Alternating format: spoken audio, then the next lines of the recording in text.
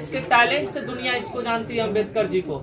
तो अम्बेडकर जी कितने बड़े काम किए हैं, अगर इसके बारे में आपको जानना हो तो आपको पता होना चाहिए कि देश का जो सबसे बड़ा कानून व्यवस्था है, जिसको हम संविधान कर रहे हैं, देश जिससे चल रहा है, क्योंकि पता है, कहता है कि किसी को चलाने के लिए ना एक सिस्टम की जरूरत होती है, एक नियम कानून की जरूरत होती है। और जिस नियम कानून को बनाने वाले हमारे देश के जो संविधान जनक है, जिन्होंने संविधान का निर्माण किया, वो डॉक्टर भीमराव अंबेडकर थे। अगर इसके बारे में तुम जानोगे तो भीमराव अंबेडकर बहुत छोट जाति से आते थे, ठीक है ना। और उस समय की बात कर रहे हैं, अभी तो आजकल हम देख रहे हैं शिक्षा बराबर हो गया है। आज देख रहे हैं इसी पैच में बताओ, बहुत सारे जाति के लड़के बैठे हुए हैं, लड़की बैठी हुई है, लेकिन आपको पता है यहाँ पे कोई भेदभाव नहीं है। लेकिन अगर हम कुछ बीते वर्षों की बात करें, जिस समय अंबेडकर जी अपने कक्षा में पढ़ रहे थे, उस समय की बात करें तो उस समय अंबेडकर जी जो छोट जाति थे इसको क्लास में बैठने नहीं दिया जा रहा। आप लोग को भी ये भी पता होगा कि अभी कष्ट परेशानी से अंबेडकर जी पढ़े और उन्होंने इतना पावर ज्यादा इन्होंने शिक्षा अर्जित किया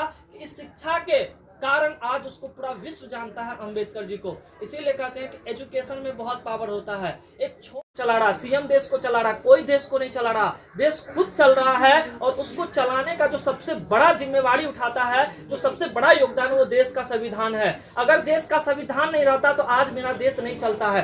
कोई भी नेता काम करता है, कोई भी डीएम काम करता है, कोई भी इंस्टीट्यूट काम करता है, कोई भी संस्था काम करता है, आपका जो सुप्रीम कोर्ट, हाई कोर्ट, कोई भी सिस्टम काम कर रहा है, तो सबसे बड़ा देश उसका देन है भारत का संविधान। संविधान के तहत ही आपका देश चल रहा है। संविधान में जो बातें लिखी हुई है उसी के अकॉर्डिंग देश चल रहा है। और उस संविधान को बनाने में जो सबसे बड़ा योगदान है वो बाबा यानी कि डॉक्टर भीमराव अंबेडकर का है। इसीलिए इसके सम्मान में हम सभी बच्चे को एक स्नेह व्यक्त करना चाहिए, क्योंकि उन्होंने इतना अच्छा काम किया। जब अंबेडकर जी देखो, जब संविधान बन रहा था ना, उस समय इसी को दिया गया था, एक प्रारूप समिति का गठन किया गया था। प्रारूप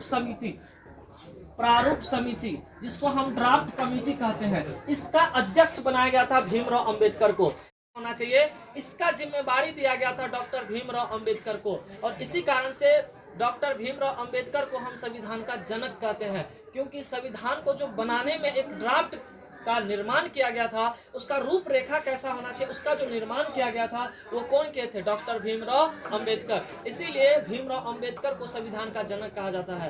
तो हमको सबसे बड़ा चीज ये होना चाहिए कि आज जो उस कानून में लिखी गई बातें हैं, सोचो उस समय के जमाने में जो बातें लिखी गई थी, आज इतना ज्यादा पावरफुल साबित होता है कि उस कानून के तहत बड़ा से बड़ा मंत्री भी हो, अगर वो गुनहगार करेगा तो उसको सजा मिलेगा। और उसका एक ही चीज है, हमारा देश का कानून, हमारा देश का संविधान। क्योंकि संविधान जो बनाने वाले व्यक्ति हैं वो है आपका भीमराव अंबेडकर।